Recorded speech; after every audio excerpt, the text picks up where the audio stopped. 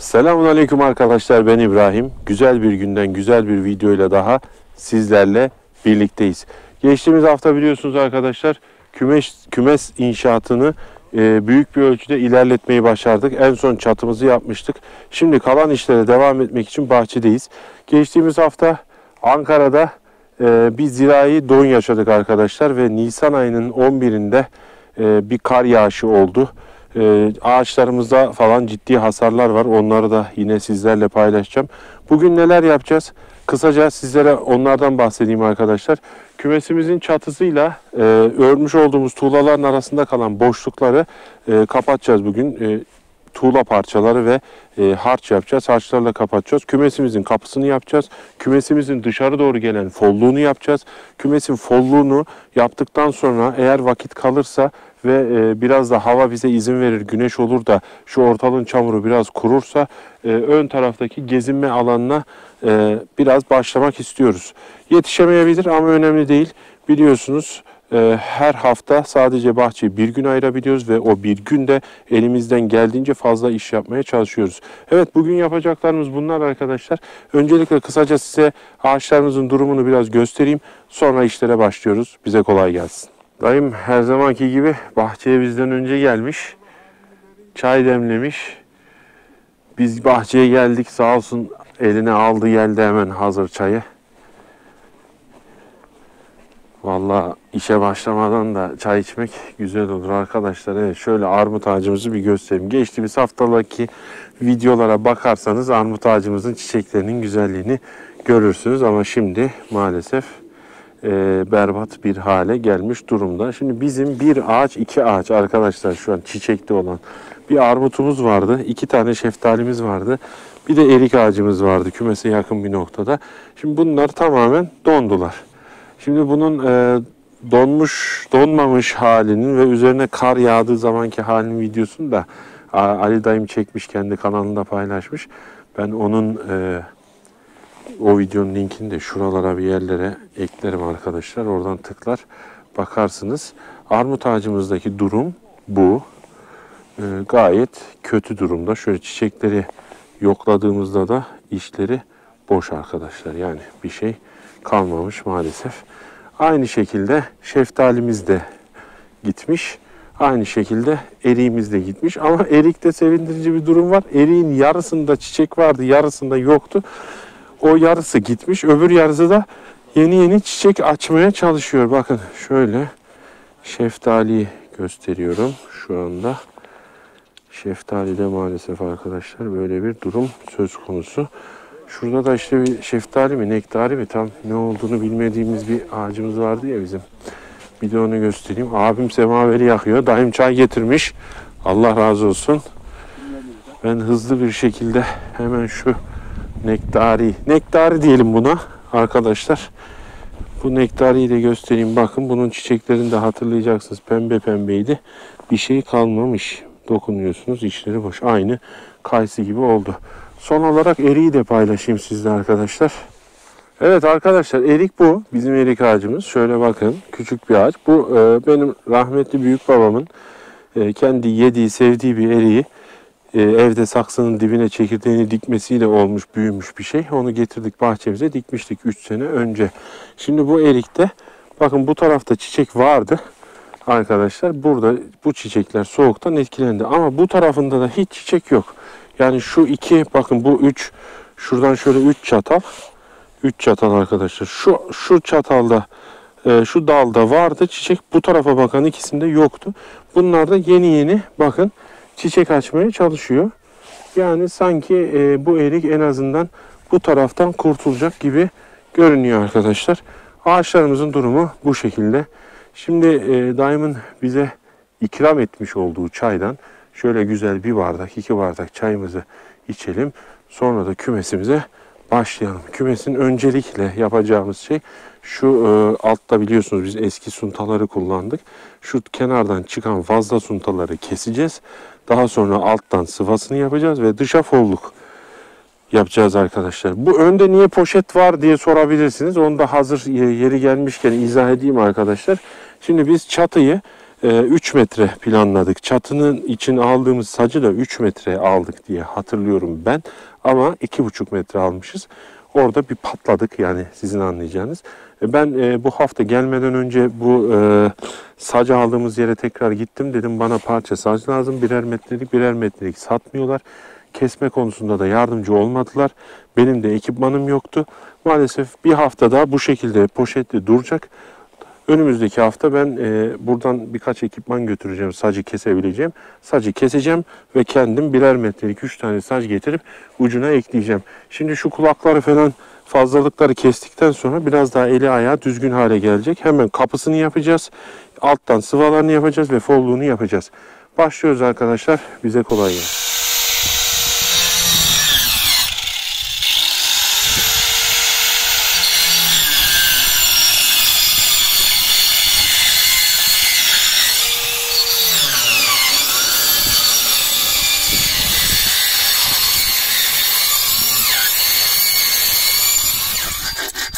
Testereyle tuğla kesmedik de demeyiz arkadaşlar. Şu kesiyor mu emin değiliz. Şu üçgenimsi yerleri kapatmak için abim tuğlalar yapmaya çalışıyor. Bakın çatının fazlalıklarını kestik. Bu tarafı kestik. Az önce spiral taşının ucunda bizim hızarımız var. Şurayı da kestik arkadaşlar. Artık hani dışarıdan bakın çatımız artık daha düzgün görünüyor. Ucunda bir problem var. Ucundaki şeyi de nasıl yapacağız? Önümüzdeki hafta saç getireceğiz. O sacla alacağız. Spiral taşımız şöyle bizim avuç içi taşlama. Küçük. Ucunda şöyle bir arkadaşlar şey aldım ben. Hızar. Bununla böyle suntalar falan kesebiliyoruz arkadaşlar. Şöyle bakın güzel pürüzsüz bir kesim yapıyor. Tamam, burası bizim işimizi gördü alet. Sağ olsun. Şimdi abim buralara başladı ama bundan önce folluğu yapabiliriz arkadaşlar. Çünkü bu pirketlerle burayı yapması zor oluyor. Elimizde bir tane yutong vardı. Abim o yutongla denedi. Bakın yutongu kesmek kolay olduğu için yutongla daha iyi olacak gibi. Belki bu üst tarafın sıvasını da yutongla yapacağız diye haftaya bırakabiliriz. Yine de abim uğraşıyor ama şimdi folluğun yapımına geçiyoruz arkadaşlar. Evet, az önce kayda girdik sandık. Daha doğrusu sanmışım. Kümesin folluğun çerçevesini yapıyoruz arkadaşlar. Ben kayda girdim diye anlata yapıyorum ama maalesef orayı geçmişiz. Yani ön çerçevesi bu şekilde olacak. Bu şekil. Geniş görünüyor olabilir ama tavukların gireceği yer daha dar arkadaşlar. Yani 15-20 santimlik bir yer. Böylece buradan dar bir alandan geçtikten sonra yine geniş bir folluğa gelecekler ama folluk böyle karanlık, tam böyle tavukların sevdiği, yumurtlayabilecekleri güzel bir mekan olacak. Şimdi ana çerçevesini yaptık. Ana çerçevesinin dışını biz artık suntalardan yapacağız. Artık sunta kullanıyoruz. Sağlam olmaz düşüncesi oluşabilir. Ama şöyle bir durum söz konusu. Suntaların etrafını biz kümes teliyle iyice saracağız ki dışarıdan bir hayvan orayı parçalayıp içeri girmeye çalışmasın diye. Hani çok kötü olacağını düşünmüyoruz. Sağlıklı olacak. Oraya atmıştım ben. Bir tane yetiyor mu? Yok, 2 tane olacak. Yani bu şekilde şimdi çerçevesini yaptık. Şimdi arka folluk tarafına doğru geçiş yapacağız arkadaşlar. Tamam. Bu şimdi çerçevemiz abi. Şimdi bize ne dedik ölçülere? 35 dedik. Yani 35 iç ölçüsü. İç 35 değil. Bununla beraber 35 işte. Duvardan duvara aldık ki 35. Ama biz oraya bir de şey koymayacağız, bir tahta daha koymayacağız. Bu tahta bu. Şimdi bak, tahta bu. Bunun üstünden 35 santim gideceğiz şöyle. Sonra böyle kutu gibi olacak. Buradan atacağımız vida duvardan buna girecek. Yani tahtamız bu. Anladın? Şimdi bak, tut bunu bir 35 santim. Duvardaki parçamız mı bu? Evet, bu duvardaki parçamız. Ha, anladım. Ve folluğu bunun üzerine inşa edeceğiz. Bunu oraya götüreceğiz. Vidayı attım mıydı buna girecek vidamız. Böyle folluk orada sabit kalmış olacak. Şimdi 35 santimlik bir tahtan vardı ya senin şu. Şu değil mi mesela 35 santim? Getirdiklerinin arasında. Aynen bak böyle. Şöyle getir şimdi. Anlatabildim mi bak? Şuradan başlıyor bizim folluk şimdi abi. Tamam mı? 35 santim. Buradan şuradan da bunun arkasından da 35 santim yükselteceğiz. Sonra buradan böyle eğimli çatısı olacak. Anlatabildim mi? Şimdi suntaları bunun boyunda bir keselim. Şuradan hemen zımbala. İyi gidiyoruz çünkü. Şunu 2 taneyle bir tuttur sonra falsadan atarız. Yardır geç. Eldivenine dolanabilir. Bas bas. Tamam çok girme. Harika. Suntadan folluk olur mu? Bakacağız.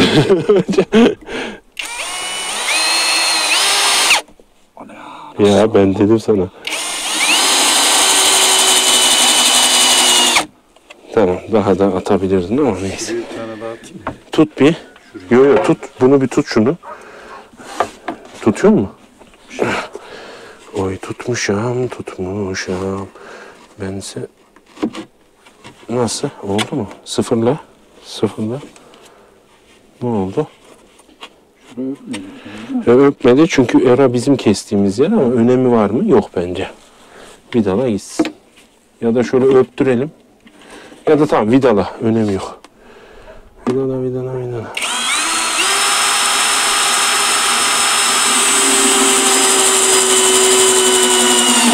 Tamam. Aynen öyle. Buradan da at. Ön yüksekliği 45. Değil mi? Şuradan bir ölçsene. Tabii ben şey demiştim lan. Şuradan bir ölçsene. Ben şey demiştim. Ne? Bu çerçeve gibi bir tane daha çerçeve yapmayacağız mı şuraya? Yo. Niye ki? İçte olacak. Şimdi bu Bu dış taraf. bak bu şöylece yapışık değil mi? Yapıştın. Bak bunu götürdüm. Böyle kümese yapıştırdım bunu. Şöyle yapıştırdım kümese. İçeride de kümesin iç duvarında da Tahta buna var. benzer bir tahta var. Tahtayı geçip buna vidalanacağım. Burayı ne yapacağız? Buranın çerçevesi ne olacak? Burada çerçeve yok. Bu komple suntadan yapacağız. Allah Allah. Evet. Bu suntayı falan bu kenara nasıl tutturacağız? Lan? Sen onu bana bırak. Hacı sen şimdi bak ben bunu var ya çeyiz sandığı gibi yapacağım. Allah Allah. İyi hadi. Ya abi ben senin evine televizyon sehpası yapmış adamım ya. Gözünü seveyim. Sen bana şimdi bir metren nerede? Metreyi bulamıyorum. Ha. Şöyle çevirelim. Geçen defaki gibi. Bismillahirrahmanirrahim.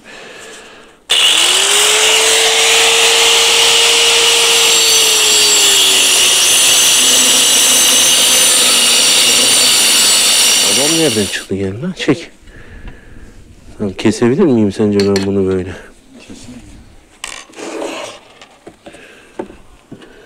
Ver bakalım bir. Çekil abi.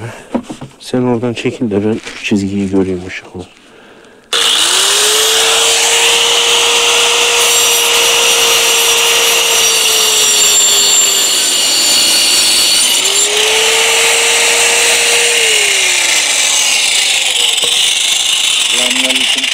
O aleykümselam baba o ne?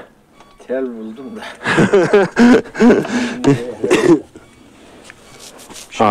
Alet şey oldu ya hataya düştü. Düzelmez de. Ne yaptınız? Kapatıp açmak lazım abi. Ne yapıyorsun baba? Aktif miydim? Ne yapıyorsun nasılsın? Çok şükür oğlum. Gözler kalbin aynasıdır diyor. Güzel ediyor. Üzerine oldu mu biraz? Abi bir dur bir. Güzel Dur bir. Evet, kapatıp açmak lazım. Sen de artık çizme giyme ya. Çamur çok ya.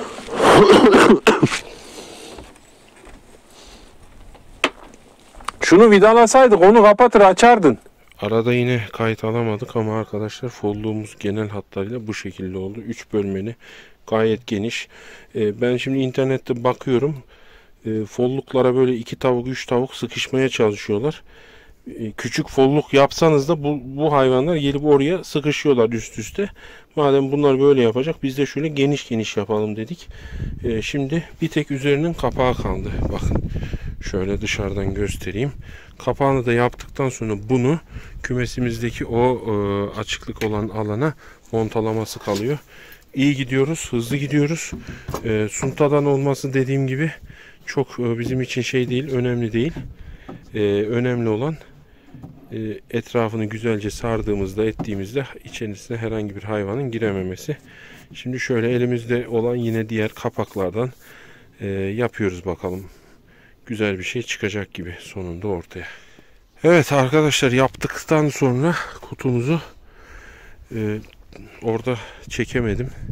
Biraz yağmur, biraz kar atıştırıyor. Yine saçma sapan bir havanın içindeyiz. Şöyle bir kapak yaptık. Şöyle kilit mekanizmaları koyduk.